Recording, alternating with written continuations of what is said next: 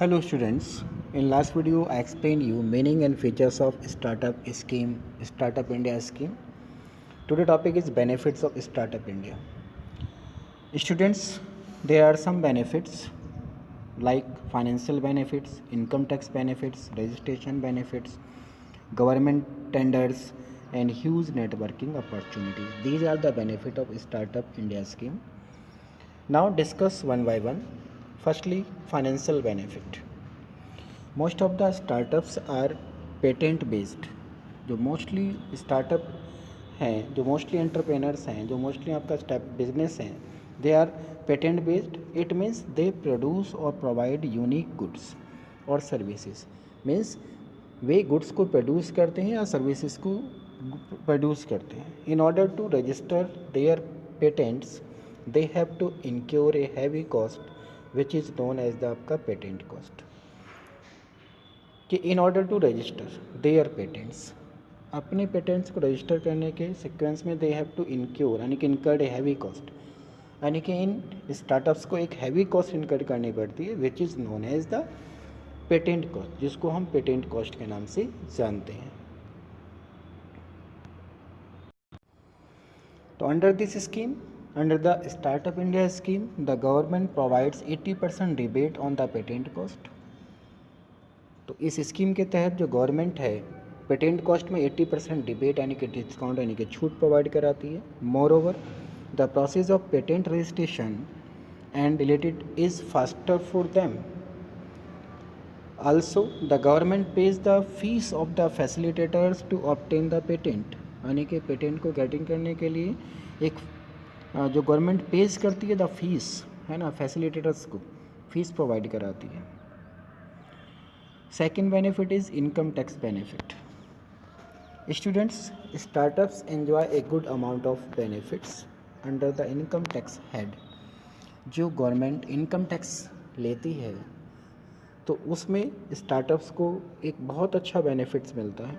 The government exempts their 3 years income tax post आपका incorporation year, यानी कि इन startup को गवर्नमेंट ने अपने अपने यानी कि इनके रजिस्ट्रेशन से, इनके इनकॉर्पोरेशन से नेक्स्ट 3 years तक इनसे इनकम टैक्स को एग्जेम्प्ट कर दिया, यानी कि अगले 3 साल तक इनसे किसी भी प्रकार का इनकम टैक्स गवर्नमेंट चार्ज नहीं करती है. But they can avail it only after getting a certificate from the inter ministerial board.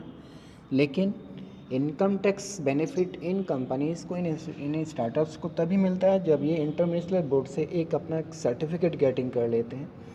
Also they can claim exemptions from tax on capital gains, और इनको एक क्लेम भी करना होता है जो कैपिटल गेंस पे इनको एग्जेप्शंस के लिए, if they invest money in specified funds, यदि उन्होंने किसी स्पेसिफाइड फंड्स में स्पेंड किया है पैसा तो उसके लिए क्लेमिंग भी कर सकते हैं. Now, third benefit is registration benefits. Everyone believes that incorporation and registration of business are far more difficult than running it.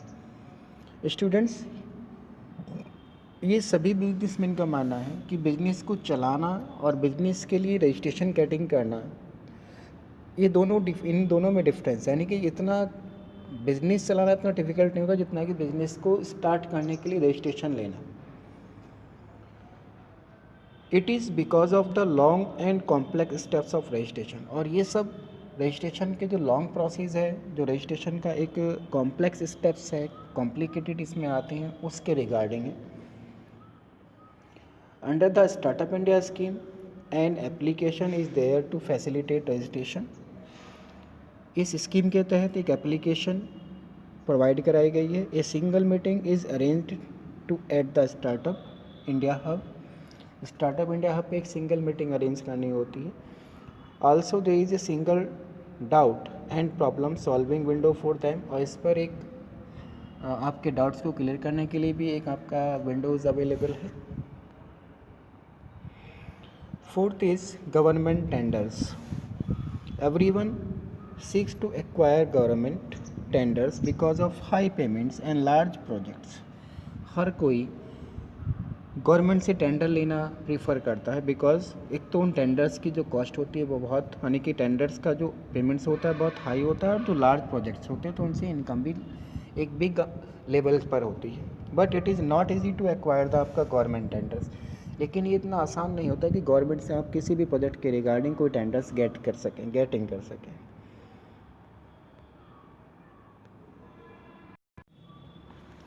Under this scheme the startups gets priority in getting government tenders.